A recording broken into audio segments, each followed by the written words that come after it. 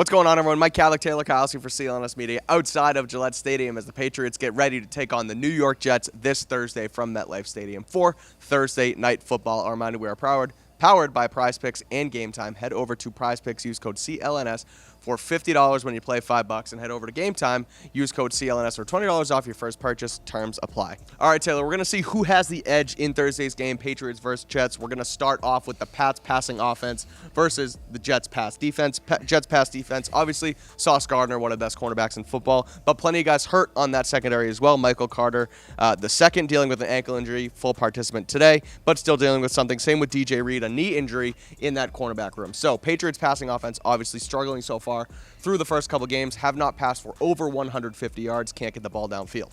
Taylor, who has the edge? I'm going to go with the Jets, and I think it's for obvious reasons. They've got Quinnen Williams, they've got Sauce Gardner. I know DJ Reed and Michael Carter are banged up, but still, those are two of the better players at their position in the game.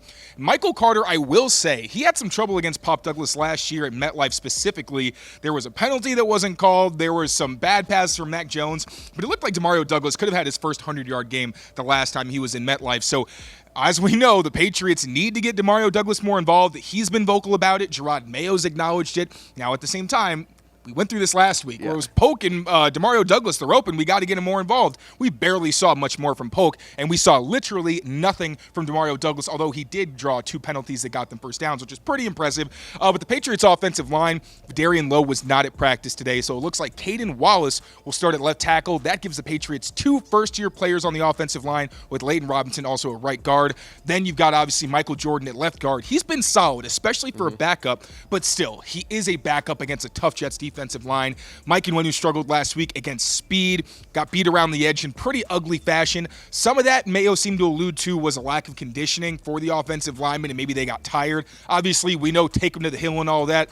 It works when you're going forward, not so much when you're going backwards and pass rushers have their ears pinned back. So hopefully the Patriots can just not keep Aaron Rodgers and the Jets passing offense, which we'll touch on in this game, and they don't have to lean on their passing offense, but I still think the Jets are going to be able to mostly keep a lid on them. I just hope we see the Patriots take advantage of some opportunities. Even if it's not a 200-yard passing game, just get the explosives that are on the field and help out your running game. Yeah, it's definitely struggling so far, especially like we mentioned, stemming from that offensive line. But the offensive line has actually looked good in the run game so far. Patriots rushing offense. Ramondre Stevenson leading the NFL in touches, both catches and carries, obviously, but he's sort of been the bell cow so far. Antonio Gibson almost goes for a 100-yard game last week. Patriots running the ball like crazy against the Jets defense that has led up over 100 yards in 2 games straight, first versus the 49ers and last week versus the Titans.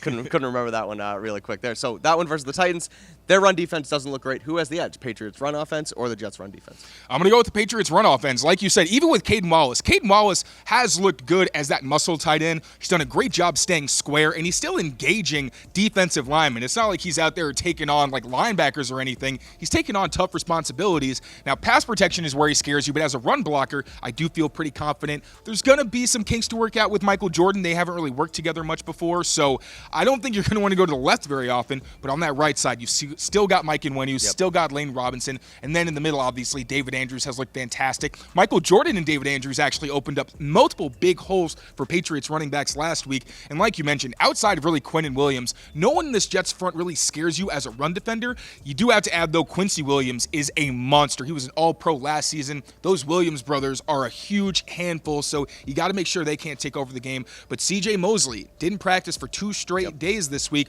That could be a massive factor and an advantage for the Patriots because, as we've seen in years past, C.J. Mosley is one of the smartest linebackers in the league. He, in some games, was calling out Patriots runs and getting to the spot instantly. So I think the Patriots really do have an edge without him, and I also just think Ramondre Stevenson and Antonio Gibson are riding a very hot streak. Should continue on Thursday night. Absolutely. We talked about how Ramondre Stevenson, they got to worry about those touches. You don't want to get that number too high throughout the season, get him hurt, etc. But Antonio Gibson comes out last week, balls out himself. That will allow the Patriots to take some of the load off of him and give it to their second running back. So, and one more thing I'll actually add, I almost forgot, the outside zone scheme looked much better than it did in week 1 and week 2. Some of that had to do with the Bengals specifically trying to take those schemes away, but the growth that they've shown in outside zones encouraging because the 49ers ran all over this Jets defense on specifically outside zone. It wasn't the, nifty Kyle Shanahan thing where it's a lot of bells and whistles. We're talking straight runs right at the Jets defense, and Jordan Mason took them to town. So watch out for that outside zone scheme. Could take another step forward this week. All right, one of my favorite matchups of this game, Taylor. Christian Gonzalez versus Garrett Wilson. The first time we see it with Aaron Rodgers as a quarterback as well. Super excited to see how Gonzo goes up against this next test. Obviously, the last time they played, Zach Wilson was the quarterback. He got the best of Garrett Wilson. Can't remember the stat line off the top of my head, but that was it was not good for Garrett Wilson. Christian Gonzalez had the firm edge in that matchup. Exactly. That was at the beginning, that first gauntlet that Gonzo went through last year before he goes down with the shoulder injury, comes back, Aaron Rodgers as the quarterback. But that's not the only part of the passing offense. Obviously, Alan Lazard is out there as well. The Patriots have Jonathan Jones, Marcus Jones, the rest of those guys in the secondary, Kyle Duggar, Jabril Peppers, etc. Who has the edge? Can the Patriots get it done over this Jets pass offense? I'm pretty confident because, again, Christian Gonzalez versus Garrett Wilson. Garrett Wilson's a baller, and I'm sure he'll make a couple of his catches, but even still, Christian Gonzalez with the size, the speed, the fluidity, I just don't think he's a great matchup for Garrett Wilson, who, again, is a dog, but he is undersized. I think one of the bigger mismatches could be Marcus Jones against Alan Lazard. Now, Lazard got benched last year. He was pretty bad. But the reason he's still in the NFL is because of Aaron Rodgers and the chemistry that they have. We saw Marcus Jones a couple times was targeted on slot fades or vertical routes to Jackson Smith-Njigba. Did make a very nice and impressive play to break one up, but there was another that JSN wasn't able to haul in that could have gone for a big gain. It's a big size advantage with Marcus Jones and Alan Lazard, similar to last week. So that's one that I expect Aaron Rodgers to go after. Then Malachi Corley is probably going to see a lot of Jonathan Jones. That's a huge mismatch in Jonathan Jones' favor. And then the rest of the passing attack doesn't really scare you. The tight ends never really have a tight end who you know off the top of your head. Tyler Conklin, there you go. The former brief Patriot, actually. Oh, yeah. One guy, though, you have to look out for in the passing game that may not be getting a lot of credit is Breece Hall. We know him as last week. There we go. We know him as a great running back. He caught a beautiful deep ball from Aaron Rodgers where he actually went up and made a good adjustment to bring it in. A legitimate dual threat who looks much more explosive now that he's further away from the ACL injury that he suffered as a rookie. Yep. So watch out for Breece Hall in the passing game, especially with no Juwan Bentley. It's going to be curious to see if they're able to hang with him. It's probably going to be a lot of Jelani Tavai and Raekwon McMillan in those situations. Speaking of Breece Hall, let's go to the Jets run game versus this Patriots run defense. Breece Hall led the way last week for them, 14 carries, 62 yards, but rookie Braylon Allen, 7 catches, 33 yards, and gets in the end zone as well. The youngest player to score a touchdown in, I think, 50-something years. He's only 20 years old. Oh, my goodness gracious. Yeah, pretty good. So, Patriots have stopped the run so far. They did it last week against Zach Charbonnet and the Seahawks as well. Obviously, the passing attack from the Seahawks kind of was the reason that they ended up victorious in that one. But can they stop Breece Hall in this Jets run offense? I will say that the Jets' offensive line is not the same offensive line that we're used to. Nope. This is a group with Tyron Smith, a Hall of Fame left tackle. They got Morgan Moses and Jonathan Simpson from the Ravens, so obviously 2 bullies up front. Elijah Vera Tucker, very good and athletic guard. And then Joe Tippmann was one of the premier centers in the draft last season. So I'm thinking that it's going to be more of a challenge than last week, actually the past 2 weeks, where you had some holes along the offensive lines. But even still, this Patriots run defense is fantastic. We've seen it for 2 years straight.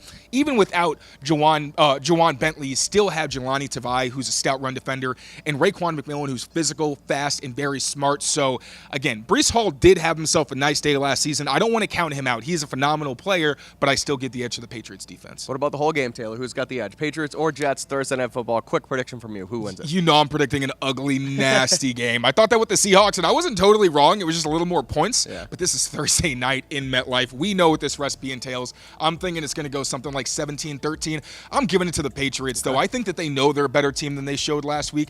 I also do think that if they get Demario Douglas involved, it'll give them just enough of a difference maker to complement the run game, and they can just hopefully generate some kind of plays off play action, which I'd also like to see more of, maybe some more quick game. But if they can do that, which they couldn't do last week, I do think the Patriots will have the ultimate edge. It's going to be a short week, like Taylor said, going to be ugly, but I'm going with the Jets. Short, close game over the Patriots, but they'll keep it tight. Patriots have done that. They're a gritty football team. Like we said, going to be ugly on Thursday night, but I'm taking the Jets. Don't sleep on Aaron Rodgers also. Yeah, He's still that dude. He's still that dude. You're right. You're right. Can't move around like he used to because of that Achilles injury last year, but he's still putting the ball in places where only his receivers can get it. So make sure to check us out. Keep it here at Patriots Press Pass on YouTube and read all of our written work over at clnsmedia.com.